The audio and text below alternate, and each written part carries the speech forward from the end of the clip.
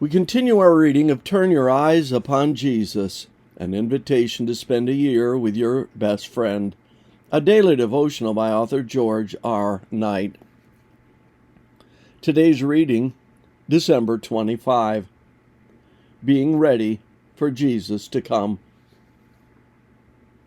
The day of the Lord will come as a thief in the night, in the which the heavens shall pass away with a great noise, and the elements shall melt with fervent heat.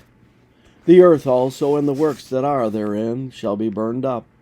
Seeing then that all these things shall be dissolved, what manner of persons ought ye to be in all holy conversation, conduct, and godliness, looking for and hastening unto the coming of the day of God, wherein the heavens being on fire shall be dissolved, and the elements shall melt with fervent heat?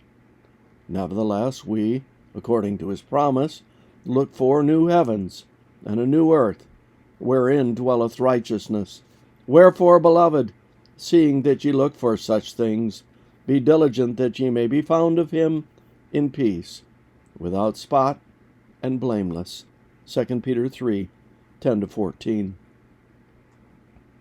What kind of person should I be in the face of the unprecedented events coming upon the earth? Jesus tried to tell us the answer to that question when he ministered on earth for those 3 years. We find it in the Sermon on the Mount, in his call for his followers to be humble, meek, merciful, pure in heart, peacemakers, and individuals who hunger and thirst after righteousness more than anything else in their lives. Matthew 5, 3-9. Another part of his answer appears in his response to the lawyer about the greatest commandment of all. I still need to hear his words more fully and apply them to my life. You shall love the Lord your God with all your heart, and with all your soul, and with all your mind. This is the great and first commandment, and a second is like it. You shall love your neighbor as yourself. On these 2 commandments depend all the law and the prophets.